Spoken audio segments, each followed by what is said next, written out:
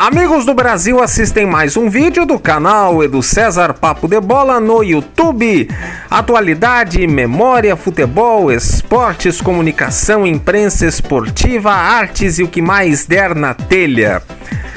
E o assunto de hoje, torneios Conmebol, mais uma rodada neste meio de semana e vamos fazer uma repassada em cada um dos 16 grupos contando as duas Copas.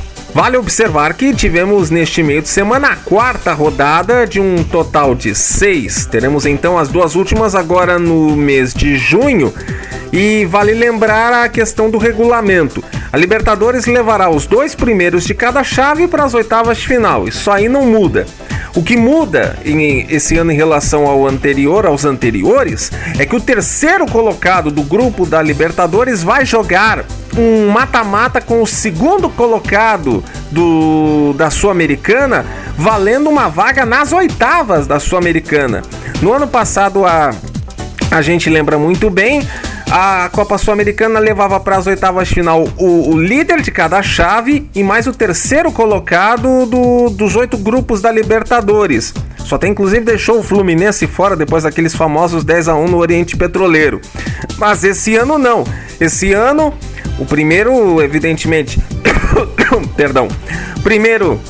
Essas coisas acontecem, a voz tem que estar preparada para tudo. Primeiro colocado dos grupos da Sul-Americana vai para as oitavas dela. E aí, para fechar esse grupo, teremos o mata-mata entre os segundos da Sul-Americana e os terceiros da Libertadores. Vamos então repassar também, antes de ir para os grupos, importante lembrar os critérios de desempate, porque se tivermos empate em pontos, os critérios de desempate são, em primeiro lugar, o saldo de gols, segundo lugar, os gols pró, em terceiro lugar, os gols marcados fora de casa. Atenção que isso é importante, depois tem que revisar todas as partidas ali, se der empate em saldo e em gols marcados, tem que listar todos os gols feitos fora de casa. E o último critério, ranking da Conmebol. Se tudo de tudo tiver empatado, aí vai pro ranking, o time que tiver o melhor posicionamento histórico é o que acaba passando. Mas eu acho, não tenho certeza, que não precisaremos chegar nesse ponto. A gente começa a revisar a Libertadores a partir do Grupo A. Tivemos nesse meio de semana o Flamengo empatando no Chile com o Ñublense. Não adiantou o 31º gol do Gabriel Barbosa em Libertadores, porque depois o empate foi cedido. Pensar que teve um momento que o Ñublense chegou a estar melhor que o Flamengo no jogo. Meu Deus do céu. Ô, São Paulo, ajeita aí a casa, né? E tivemos também o Racing ganhando fora de casa do Alcas por 2-1. A classificação mostra o Racing em primeiro com 10 pontos, Flamengo em segundo com 5, em terceiro o Ñublense com 4 e em quarto lugar o Alcas com 3. Desculpa, eu tô meio que rindo, mas... Cara, o Flamengo não podia estar desse jeito aí, né? Não podia. Dia 7 tem Alcas e Ñublense e dia 8 tem Flamengo e Racing. Flamengo e Racing, que beleza, hein? Bom, se der empate entre o Alcas e o Ñublense, uma vitória encaminhará muito bem a vaga do Flamengo, porque na última rodada ele só seria eliminado se perdesse em casa para o Alcas e se o Ñublense ganhasse fora do Racing por uma diferença igual de 3 gols, para que eles, os chilenos, passassem para as oitavas da Libertadores no saldo. Aí fica muito difícil disso acontecer, então o Flamengo tem que fazer a parte dele, dando empate em Alcas e Ñublense no dia 7, ganha do Racing no dia 8 no Maracanã, que aí tá com um pé e 4 dedos do outro dentro das oitavas da Libertadores. Aí nós vamos para o grupo B, que teve o Internacional ganhando do Metropolitanos na Venezuela por 2-1. Primeira vitória do Inter no mês de maio. Meu Deus do céu, não ganhava desde o Goiás no dia 30 de abril. E tivemos o Independiente, mas tomou um sufoco, hein? Porque o John fez uma defesa. Mamãe do céu, se o John não faz aquela defesa, ia ser o 2-2, hein? E o Independiente Medellín ganhou do Nacional do Uruguai por 2-1, o que resulta no grupo B com Inter em primeiro com 8 pontos, depois o Independiente Medellín, o famoso popular DIN, e o Nacional, ambos com 7 pontos, e o Metropolitanos já está totalmente totalmente eliminado com 0. Não vai nem pegar a repescagem para o mata-mata da Sul-Americana, porque só pode ir a 6 pontos e o DIN e o Nacional já tem 7. 7 que é o dia que terá Nacional contra Internacional no Uruguai. E no dia 8 tem Metropolitanos e DIN. Agora é observar os venezuelanos, porque eles viram fiéis da balança nesse grupo. Se o Inter ganhar no Uruguai e derem... é porque é a probabilidade matemática, só por isso que eu vou falar, mas enfim. Se o Inter ganhar no Uruguai e o Nacional empatar com os venezuelanos... aliás, o Nacional não, se o Independiente... É tão improvável que eu até me confundi. Se o Inter ganha do Nacional no Uruguai e o Independiente Medellín empata com o Metropolitanos na Venezuela, dá Inter classificado, nem que seja em segundo lugar, com uma rodada de antecedência. Aí nós vamos então para o grupo C, que teve o Palmeiras ganhando no Paraguai do Cerro Porteño por 3-0, a dobra do Arthur e o fim da seca de 11 jogos do Rony Rústico, e o Bolívar vencendo o Barcelona de forma emocionante com o gol no último lance, literalmente 51 do segundo para 1-0, o que resulta em 9 pontos para Bolívar e Palmeiras. Olha só, Bolívar, quem te viu, quem te vê, hein? E o Barcelona e o Cerro Porteño estão ambos com 3 e estão com um pezinho na cova. Dia 6 tem Bolívar e Cerro Porteño e dia 7 Palmeiras e Barcelona. Se o Palmeiras ganhar do Barcelona e o Bolívar no máximo empatar com o Cerro, vai bastar um empate em casa para o Palmeiras contra os bolivianos em São Paulo na última rodada para terminar o grupo na primeira posição. No grupo D tivemos o Fluminense perdendo na altitude na Bolívia, 1-0 para o Strongest. Ainda bem que foi só 1-0. O Fábio defendeu uma enormidade. Pareceu aquele jogo contra o Fortaleza, que o Fortaleza ganhou por 4-2 e poderia ter sido de 8 para cima, não fossem as defesas dele. Foi mais ou menos parecido agora. Ainda teve 2 na trave, hein? 2 bolas na trave. Se fosse de 4 ou 5 para cima, meu Deus do céu, lamentável, mas não seria nada inverídico. Fábio que entrou para a história, porque agora é o jogador brasileiro com mais partidas de Copa Libertadores na história, 91 atuações, uma acima do até então recordista Rogério Ceni. Tivemos o Sporting Cristal e o River Plate empatando em 1-1, o que resulta neste grupo D em Fluminense, apesar da derrota, ainda líder com 9 pontos e numa situação bem interessante, bem boa.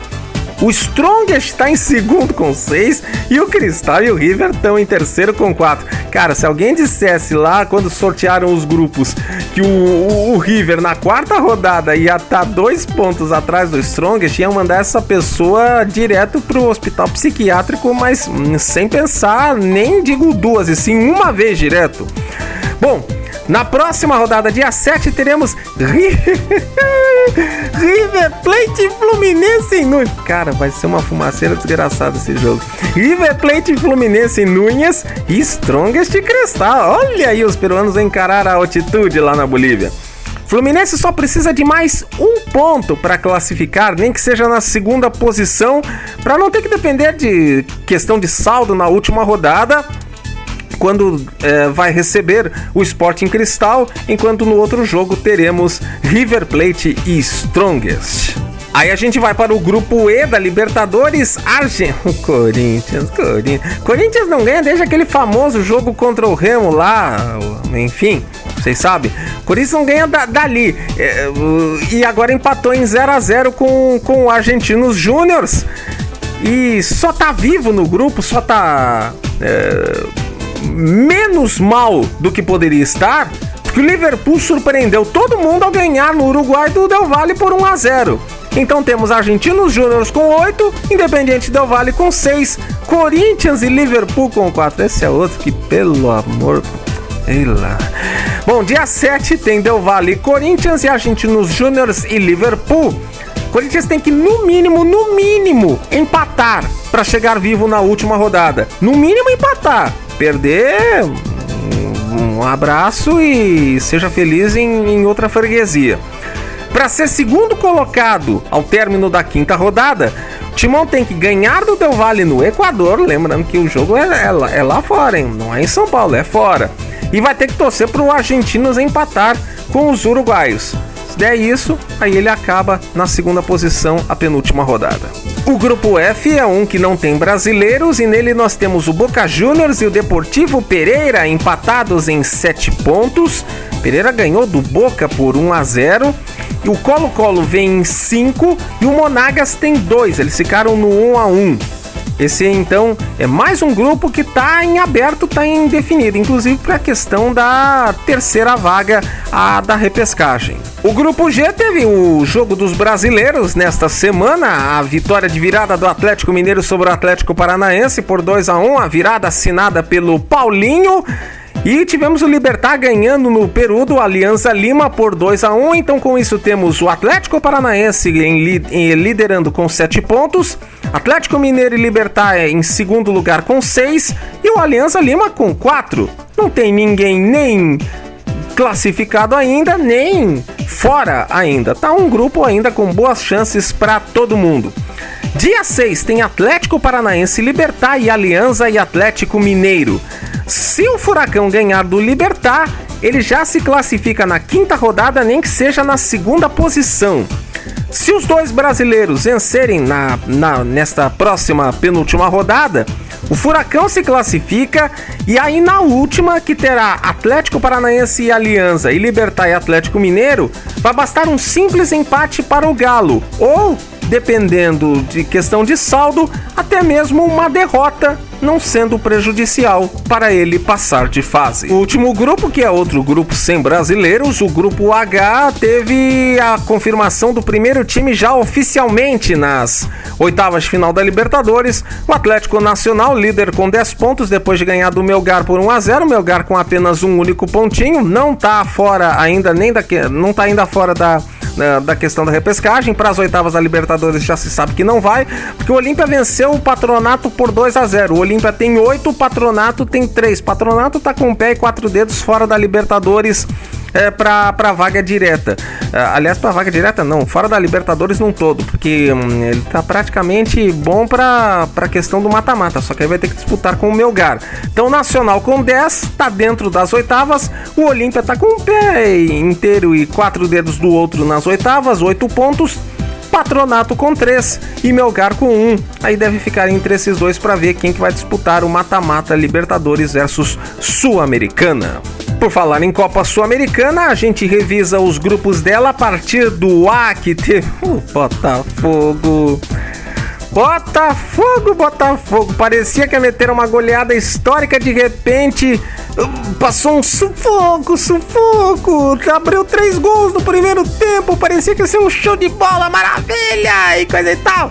Daqui a pouco toma 2 do César Valego e fica aquela preocupação, não empata. Não empatou, ainda bem, mas foi arriscado. 3-2 a vitória botafoguense. E tivemos o Magajanes 1-1 com a LDU. Então Botafogo e LDU líderes desse grupo com 8 pontos. Botafogo na frente nos critérios. Magajanes em terceiro com 3. E o César Valego já está totalmente eliminado com apenas 1 ponto. No dia 6 teremos o jogo dos líderes, LDU e Botafogo. E teremos no dia 8 o Valerro contra o Magajanes. Ainda não é oficial que Botafogo e LDU são os 2 primeiros, mas é que só um milagre, milagrosamente milagreiro, como diria o senhor Redundância Redundante, salva o time do Magajanes, principalmente por questão de saldo. O Botafogo, só para terminar de explicar, tá na frente da LDU na primeira posição nesse grupo A da Sul-Americana, na questão do saldo, na questão dos gols pro, 9 deles, 7 da LDU, por isso o Botafogo em primeiro, o LDU em segundo. O grupo B é um grupo que não tem brasileiros e tivemos Danúbio 0, Guarani 2 e Huracan 2, Emelec 2.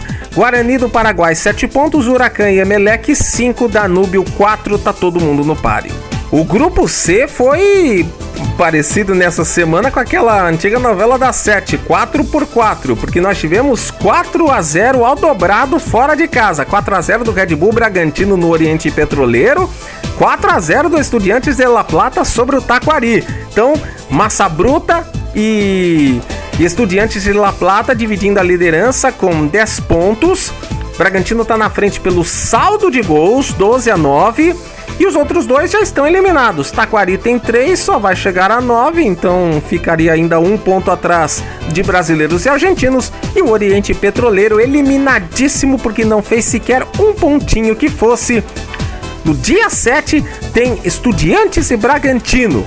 Se vencer esse jogo, o Bragabu só perderá a classificação direta como líder dessa chave se for tirada uma diferença de saldo na última rodada, que terá ele contra o Taquari e o Estudiantes contra o Petroleiro. E a propósito disso, já ofereço antecipadamente a minha solidariedade para quem tiver coragem de assistir no dia 8 Petroleiro e Taquari. Depois vão falar: ai, o Edu fica assistindo o campeonato amapaense, ai, o Edu fica assistindo segunda divisão do campeonato de sei lá eu onde, ai, ele fica assistindo quarta divisão do campeonato de São Paulo. Cara, você vai ver Petroleiro e Taquari no dia 8 e depois ainda vai falar de mim? Passamos para o grupo D, que teve o São Paulo, sim, muito esforço, fazendo 2-0 no Puerto Cabello. Eu acho que nunca mais vou precisar fazer a piada do Camila Cabello. E o Tigre no 0-0 com o Deportes Tolima. São Paulo quase lá, hein? 10 pontos, o Tigre tem 7, Deportes Tolima tem 5 e o Puerto Cabello já está eliminadíssimo, 0 pontinho. Dia 6 tem Tigre e Puerto Cabello, dia 8 São Paulo e Tolima. Se os argentinos perderem, vai bastar um simples empate para o São Paulo confirmar a liderança. Se o Tigre empata, aí a vitória mata tudo para o São Paulo. E se ambos tiverem o mesmo resultado, seja os dois perderem, os dois empatarem, os dois ganharem, aí na última rodada o São Paulo só vai ser eliminado, o São Paulo vai receber o Tigre, aí ele só seria eliminado se perdesse por 2 gols de diferença. Aí partimos para o grupo E, teve o Santos. Ai, Santos. Você tá querendo dar a bola, mas não estão dando bola pra ti, né? Estão dando bola na tua rede. O Audax Italiano ganhou de virada por 2-1. E tivemos o Newell's Old Boys fazendo 3-2 fora de casa no Blooming. O Newell's tem 12 pontos na liderança, o Audax em segundo com 7, o Santos tem 4. Tá osca coisa pro peixe, hein? E o Blooming está totalmente fora, nenhum pontinho somado.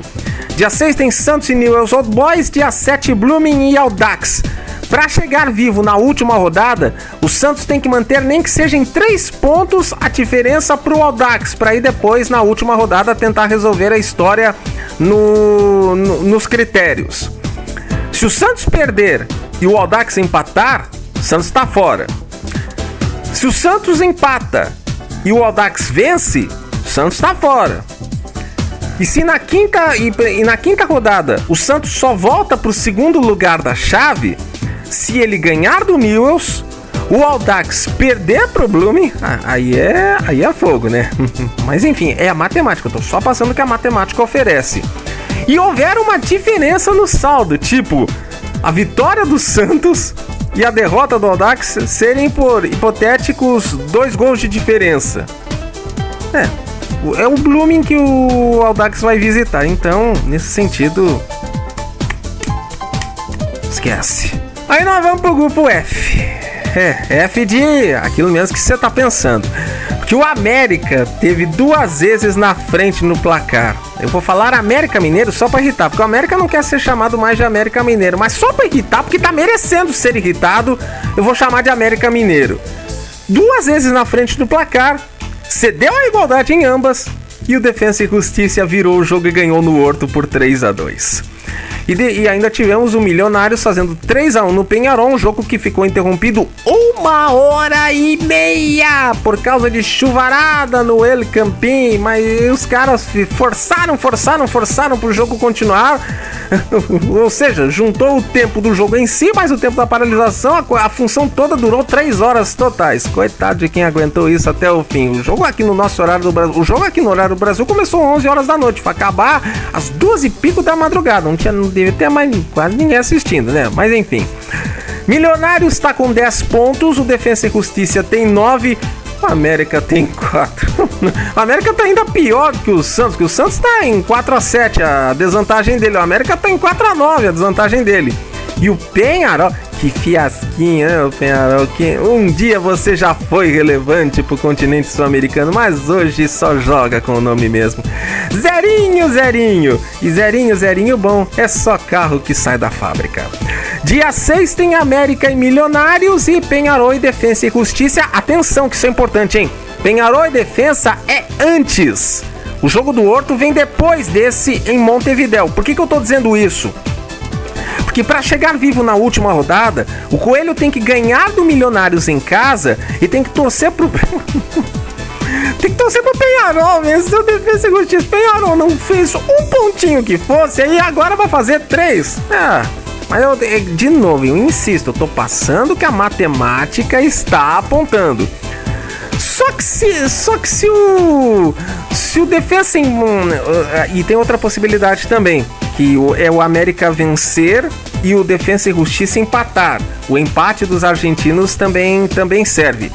Só que se o Defensa ganhar do Penharol, o América vai pro jogo dele já eliminado. Aí jogaria só por laranjas. Vamos revisar agora o grupo G, que teve o Goiás ganhando do Universitário. Deu uma sorte o Goiás. 2 gols do Universitário anulados por impedimento. E aí no finalzinho do jogo vem aquele espetáculo de gol do Apodi para 1-0. O interminável Apodi, 400 anos de vida e continua jogando, fazendo gol, fazendo diferença. Dá-lhe Apodi, pra cima deles, hein? Apodi é da turma dos intermináveis. A turma lá do Paulo Baier, do Sérgio Alves, do Magno Alves, enfim, os dinossauros da bola. Um pouquinho menos, mas tá no caminho. E tivemos o Rinácia e Esgrima ganhando do Independiente Santa Fé por 1-0. Goiás soma 8 pontos, o Universitário tem 7, o Santa Fé tem 4, o Rinácia 3. No dia 8 tem Goiás e Rinácia e Santa Fé e Universitário. Se ganhar o jogo na Serrinha e der derrota do Universitário para os colombianos, e os colombianos precisam da vitória para seguirem com chance de ir à repescagem Sul-Americana versus Libertadores para irem às oitavas da Sul-Americana. Se der isso, faz a sua parte, ganha do Rinácia em casa e dá a derrota do Universitário na Colômbia, e aí o Goiás confirma a primeira posição da chave. E o último grupo que a gente revisa é o grupo H da Sul-Americana. Fortaleza passou outro aperto também, 2 vezes em vantagem, 2 vezes cedeu a igualdade, mas aí aos 51 do segundo veio finalmente o gol de pênalti do Iago Pikachu e ganhou por 3-2.